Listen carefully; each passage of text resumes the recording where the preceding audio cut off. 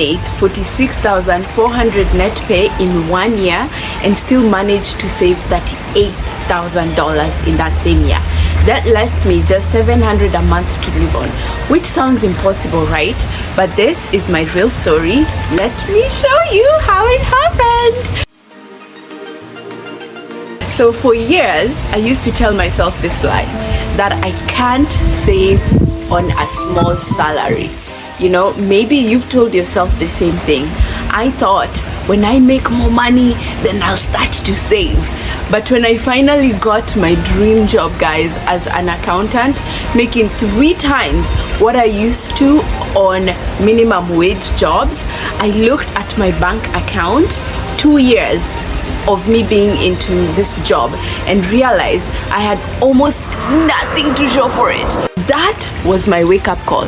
And here's the truth: if you don't get disciplined and start saving on a small salary, you won't magically do it on a big salary. More money doesn't fix bad money habits.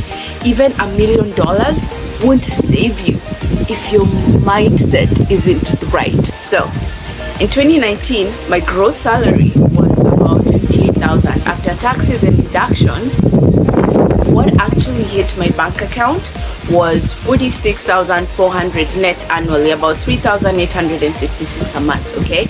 At the start of that year, I had around $12,000 saved. By December, that number had jumped to $50,000. That's a $38,000 increase in 1 year.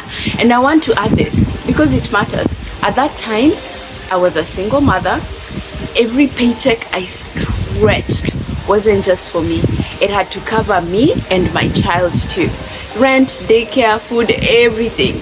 So when I tell you I saved $38,000 on a net 46,400 salary, I need you to hear me clearly.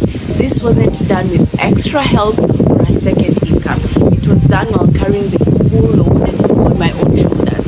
And that's why I share this so boldly. Because if I could do it in that season, then I know thousands of women who are carrying the same weight can do it too. By the way, I am Beryl Owino, your financial guide at the Well Shift. I'm an immigrant from Kenya. This video is part of a 3-part series where I share my real numbers, the exact steps you can follow, and the financial literacy and mindset that made it all possible. So if this is your first time here, welcome, Karibu Rafiki. Make sure you check out the other parts too. Here's why, if I brought home 46,400 net pay annually and I supposedly saved 38,000 of it in that same year, that would leave just 8,400 for the entire year for me to live on. That's about $700 a month. But my real monthly expenses were around $2,100. That's rent, food, bills. There's no way I survived on $700 a month. It's like having 1 gallon of water, but somehow pouring out 3. The math ain't mathing. The math doesn't add up. And this is where a lot of people get stuck, right? They think saving is just about cutting back harder. Guys, the truth is, there's a ceiling to how much you can cut. You can't shrink your way into wealth. At some point, your money has to start growing for you. So, when I started this journey, little old me needed proof. Not because I didn't trust the books that I read or all the podcasts that I had listened about invest, but because deep down, I still believed this lie, that putting money in the stock market was just gambling. And I know I'm not alone. A lot of people think the same thing, and that's exactly what keeps them from ever starting. So, for me, tracking every dollar was about breaking that lie. I had to break it.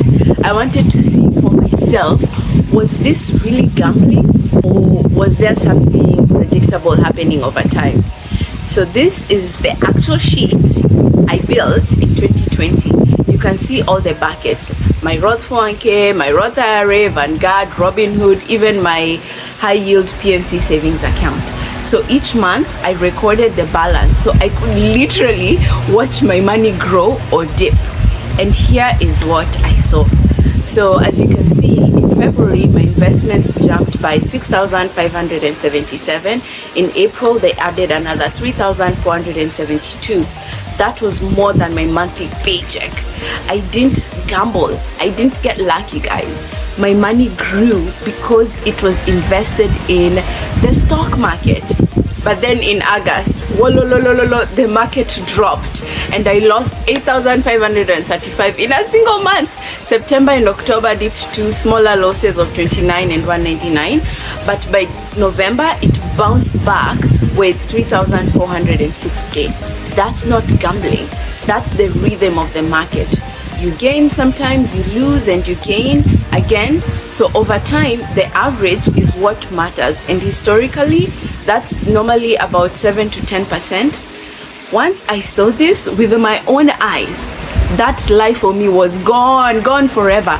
And when I broke that lie, that's when I experienced my first real financial breakthrough. I need you to know this. When I started, guys, I was at the very beginning of my financial literacy journey. I knew what a stock was. So I knew what a stock was, I knew what an ETF was, I knew what a mutual fund was, but I didn't understand the power behind them. Gosh, honestly, it felt like a crash course. I was reading books, listening to so many podcasts, trying to absorb everything I could. Some days I felt really overwhelmed, but that's how I learned, The point is, you don't need to have it all figured out before you start. You learn by starting. Chaka. That's exactly what I did. So, if I had to boil it down, 4 things made this possible for me, okay? Are you listening? Come closer. Get out of consumer debt. Clear the leaks fast. Don't build wealth in quicksand. Pay yourself fast. For me, I automated savings and investing before I paid bills. I had to pay myself fast too. Emergency fund fast. I built a cushion so investing wasn't scary. Track and tweak everything. I watched my numbers every month. I adjusted and most importantly stayed consistent.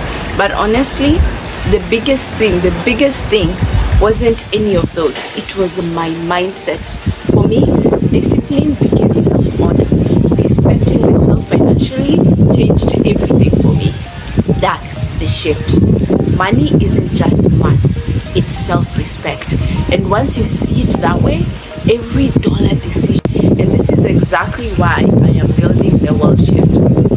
Because women don't just need to be told save more. I can't. I'm tired. Please, there's nothing more to save. We need to see the math in a way that finally clicks, right? So I am creating a space where we can learn, share, and grow together, where the mindset shifts become truth for you too. And this is just the beginning, baby. I wasn't making 6 figures. I wasn't a financial expert. I was just determined to try, okay? And if I could save that 8,000 on a 46,400 net salary as a single mother, it means the door is open for you too. This 1 year, it changed everything for me. It set me up for something even bigger. Buying a house within 1 year of starting this plan.